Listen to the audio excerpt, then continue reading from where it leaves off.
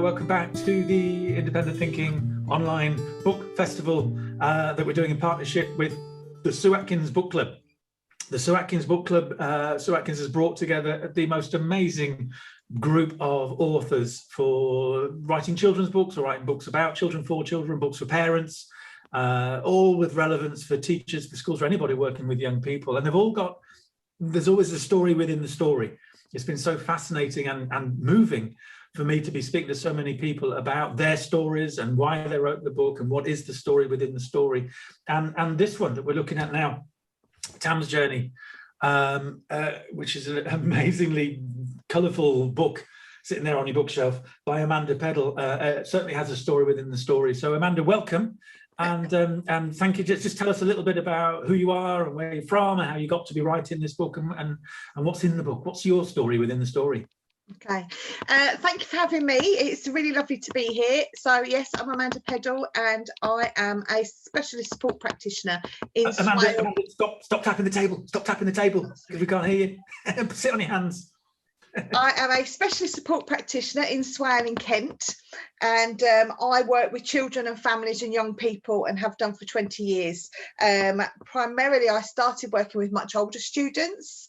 My daughter was diagnosed with ADHD when she was 6, and she has autism as well. And I wanted, after a career in the Royal Air Force and customer-facing roles, I wanted the holidays off. I actually wasn't that interested about children. I didn't think I really liked other people's children. So I got a job in a secondary school, and as the new girl, I was given what was sort of led to me was the naughty class. So I started on the Monday, and on the Thursday I had this very interesting design technology class with a group of children who I just fell in love with from the word go, and found a passion that I didn't really expect to have. So that became my area of passion, and I retrained. And over the years, you know, the narrative, the story, the program I developed was based around removing shame and stigma by explaining to them how the physiology and the brain and the body actually created emotional response, so that they understood that what their body was doing was a part of a normal process of reaction. And by taking the shame out of that conversation, you could really make progress and movement with children sometimes who'd found it much more difficult to talk about feelings and just look to be behaviourally difficult. So this just got younger and younger as the years have gone on and behaviours changed and attitudes have changed. The story got younger, and then I worked in a primary school, and we had the programme, and we used to call it Colin the Caveman because my dad's name was Colin and he was prehistoric with his attitudes. So, you know, it was this whole banter, and I said to the kids, oh, I'll turn it into a book one day, I'll turn it into a book one day. And then one day they came back to me, a group of year 5 said, you know, you keep saying this and you haven't actually done it. And without thinking, I said, yeah, but it's really scary. And they quoted me back to me, everything I'd said, everything I'd done. They sort of laid down a challenge, really. So I spent the next year or 2 developing this story. The narrative was easy, and then I got local young people who are now young adults. They've done the illustrations and the different layers of the graphic design, and then a local graphic artist has put that all together for us. And at each stage I kept giving it to the kids to read and say, you know, is that okay? And I knew I'd got it right when one of the older boys turned around and said, he read it first through and he went, who knew you could talk about your feelings without getting the ump? And I wish I'd had that when I was in year 5. So that's when we stopped. That's when we just took a chance and sent it off. So that was the beginning. And we've got 2 more books actually that are coming onto the book club soon, which are the middle and the end. And the 3 books actually make up a children's programme that you can do at home, that can be done in school, and it takes children through introducing them to the idea of how the brain makes emotions, how the body feels emotions, and how the neural pathways can be distracted to soothe. So that's Tam's Journey in a nutshell. Wow. You talked at the beginning, there's like a triangle of there's sort of the physiology and the neuroscience. What just explain that just a little bit, how those interrelate. So I work on a neuroeducational model, an educational neuroscience, and it's about bringing the physiology, the self, and the theory all together to try and have a very normalized conversation with anybody. I mean, from 5 to 105. It's so important that the language and the semantics around emotions have had a real negative connotation to children for many, many years. And, you know, I still have children. I had a little boy ask me last week, am I allowed to cry? You know, and that's heartbreaking when a 10-year-old's asking me for permission to cry because he didn't know adults could cry. I said to him, well, I cried yesterday. Oh, I didn't know adults could cry. And it wasn't just because he was a male. It was adults generally. It wasn't like, can I cry because I'm a boy or a male? It was a very much male heavy, but also this whole family approach, you know, and it's very typical still in lots of families that crying is not something that we do, and being angry, you know, looks a certain way, and actually sometimes for some children, angry doesn't necessarily mean angry. Angry can mean frustrated or scared or, you know, and I really try and move away when I work with children from putting my idea of an emotional context onto them, because my idea of an emotion might be very different to what they're experiencing, and my words I might be then putting onto them. So by taking all of that away, and I know it's important and it has its place, but I believe really firmly, and the evidence from these supports that before any of that, if we can have a conversation that's very simple, very colourful and very easy about the fact that our senses interpret our environment, they send messages to the body creates physical feels, we have a response to that, and actually there are things we can do to soothe that and calm that by distracting the neurons. And you know, we have brains and neurons and body parts and toucans and sloths.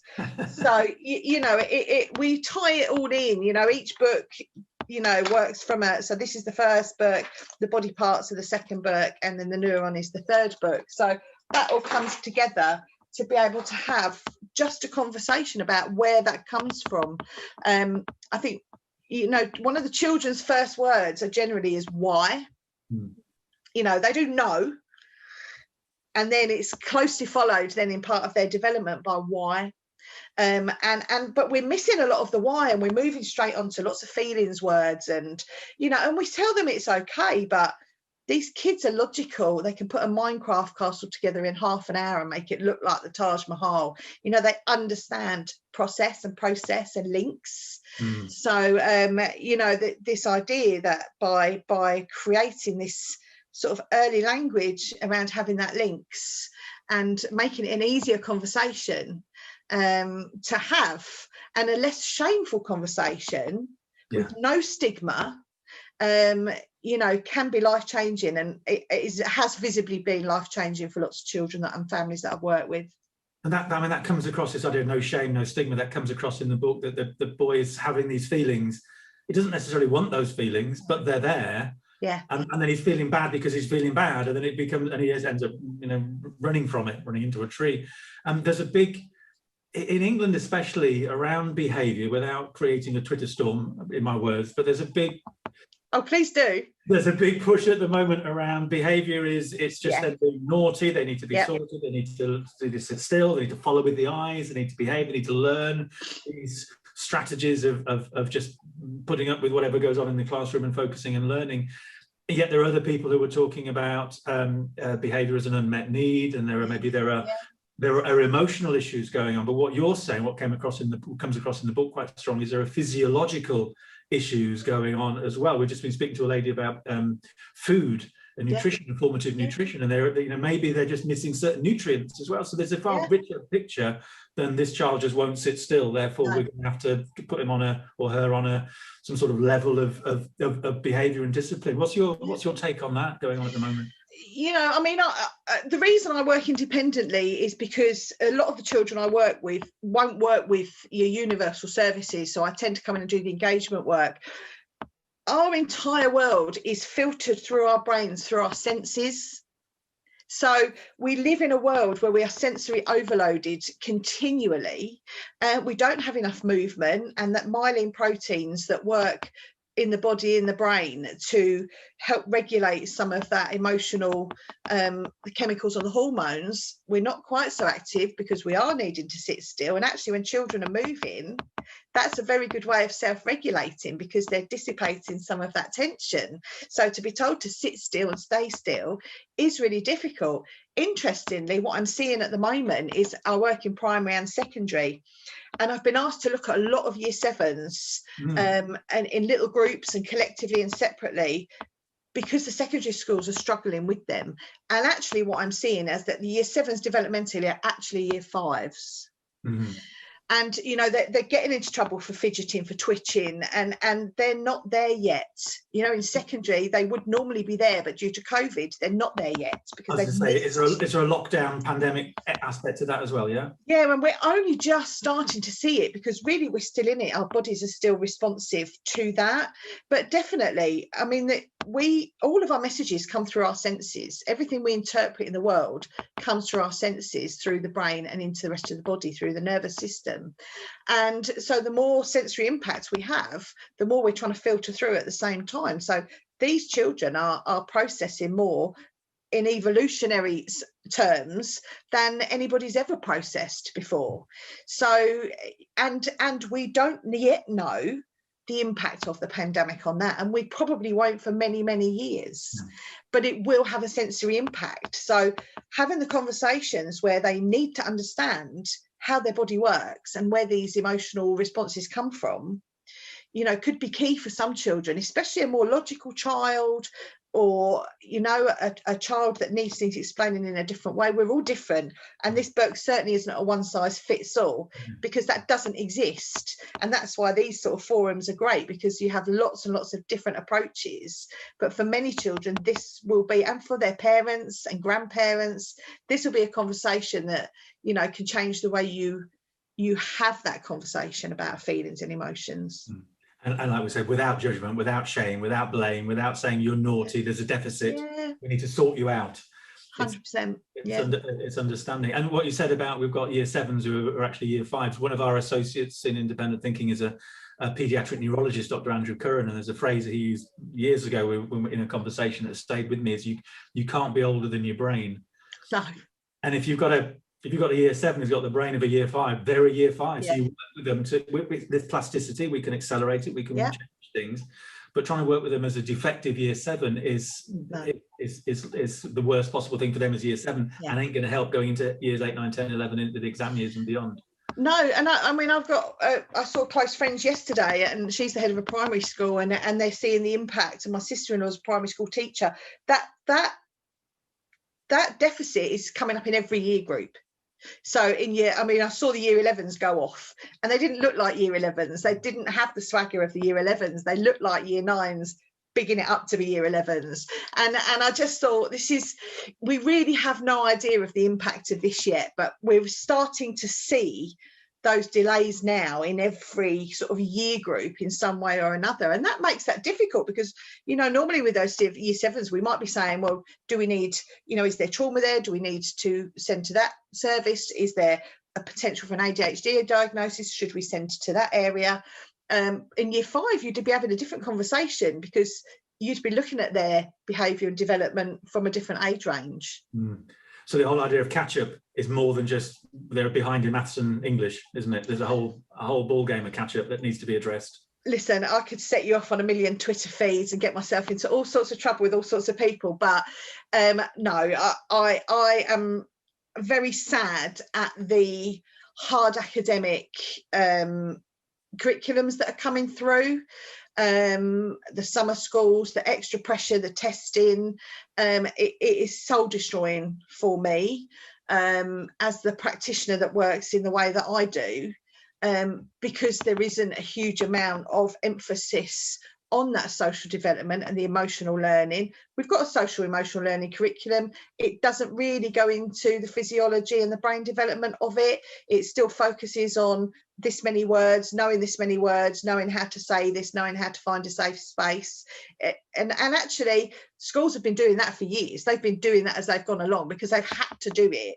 And we're in a bit of a position where, you know, some lovely things are coming up. Actually, schools are already doing that, and they're doing it bespoke to their own areas. Yeah. And it's, you know, there is a big gap. And I know schools are getting extra funding, they're getting extra pupil premium to buy things in. Those things don't exist, or they're at capacity. So it's not that, yay, we can go and grab some more things for these children when they struggle. Those things aren't there because they've been cut. Well, here's the thing. Take us through this book. What's this all about? Why is there a sloth? What's going on here? Who's Tam? What is it for me?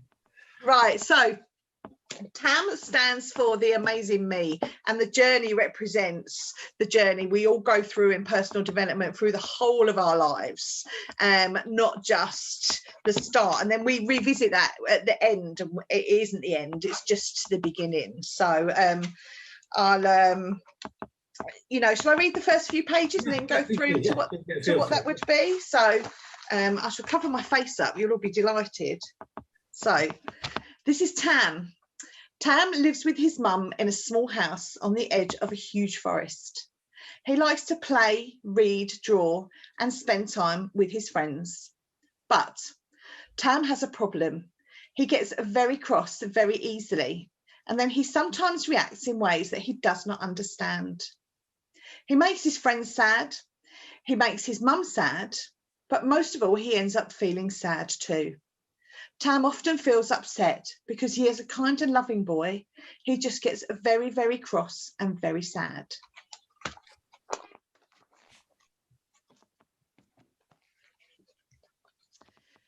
So then Tam runs off into the forest, and he's very cross and he's really not looking where he's going. And he runs into a tree, and this is an almond tree, and we chose an almond because the almond is a similar size to a very small piece of brain we have called the amygdala. And then Hetty comes down out of a tree and helps calm Tam down. And we chose a sloth because a few reasons.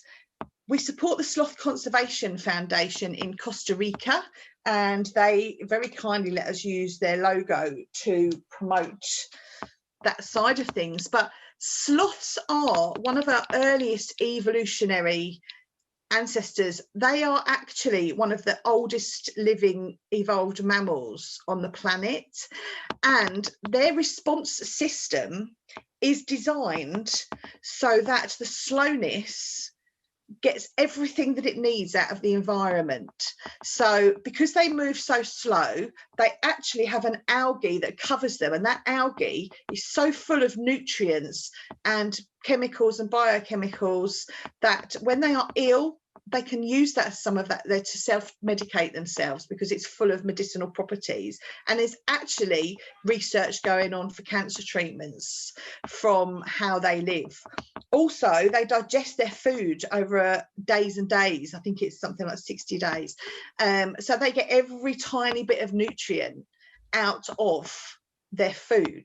So I like the idea that sloths look a certain way, but actually the way their body works is perfectly designed for its survival. Were it not for man knocking down forests, their survival system is perfect for their optimal environment. And I think that really reminds me, especially some of the children I work in, is that they might look a certain way, but their system is working for their own safety, their optimal safety.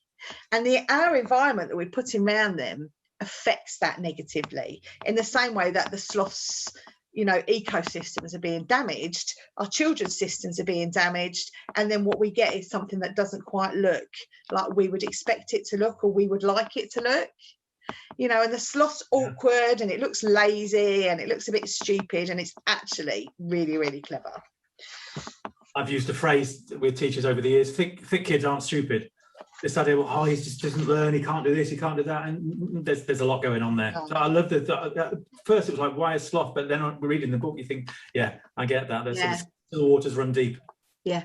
So then she sort of introduces him to this understanding that our senses are a bit like this sort of Wi-Fi, this Bluetooth that we've got that filters information through to the response system in the brain. And that can create a really good threat system, which is what we're supposed to have. But we don't really need it for what we use it for anymore. And when we are affected by lots and lots of things, noise, dentists, people being mean, and with the program, you know, the kids draw out their own, and then, you know, at the end, she's reassuring him and getting the message across that, you know, feelings are normal. They're absolutely normal, and that we're amazing, and that just learning to understand what makes us so unique and individual can open up that conversation around those feelings being normal and acceptable.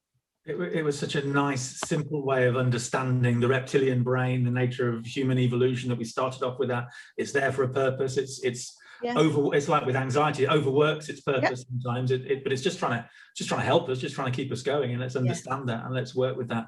It's just such a really straightforward way of understanding it in such a and with the illustrations that are so bold and so happy and so colourful. Oh, the kids have just been amazing with the illustrations, and we literally started with some pencil drawings, and, you know, I've got a little pencil drawing somewhere that I drew on holiday of a little boy with a t-shirt on, and that's all I had, and a couple of ideas, and I gave them to Rowan, and, you know, they've just flown with it. And it's been a journey for all of us. It still is, because self-publishing and, you know, putting yourself out there, I look confident. I actually really struggle with being visible, so, you know, that's something that I have to work on all the time. That's why I'm fidgeting, and the laptop's probably moving. But we've still got your message. So it's your journey, it's Amanda's journey as well as Tam's journey. It's 100%, yeah. We're all on a journey. Where does the name, because you call her Hetty, but her actual name is Parshiet, where does that come from? It's an anagram of therapist. Okay, I didn't wonder. I was trying to work out which nationality, which ethnicity it was from. Was it Costa Rica? Doesn't make sense. No. Therapist. Okay. Does anybody get that? Yeah, when I do, so our local virtual schools pay for this program pay for the practitioner program to be delivered in some schools. Right. So when we do the training, I always throw a sloth out to anybody who can guess what it means. And yeah, one of the school counsellors got it really quick the last time, but no one got it on the last training, so no sloth. Oh, we'll edit this bit out then, so you don't have to give away too many sloths in the future. So we've done a deal with Roving Bookshop. They've created a book festival. Festival, so you can get the book through there. But how else can people find you, Amanda? Have you got what's your website? What's your social media? How can people track you down? So the website is insideoutosyp.com. So if you just put in Tam's Journey, it pretty much comes up everywhere. So we've got a Tam's Journey Facebook page and an Amanda Peddle Facebook page. We are on Instagram, Twitter and LinkedIn. You can buy the shop on our Shopify shop, Tam's Journey Shopify, and we are on Amazon, Kindle and Waterstones online.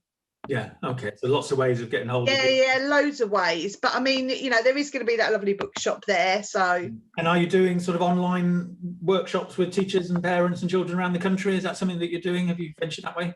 Yeah, I spend 4 full days a week in schools, and I work direct with children and family. We've got a TAM Together project that's just being funded by Kent Community Foundation. So we've got a TAM practitioner now doing online sessions with families so that they can all have that experience, and I'm doing some peer supervision with newly qualified teachers, which I'm really excited about that, because that is where we can have the co-regulation conversation and self-regulation conversations that are much more useful in a school setting. So yeah, I do some bits with social services and early help, and all over the place, really. All over the place. That's what we like. It's such an important message and a lovely story and lovely illustrated. And I'll look at sloths in a totally different way now.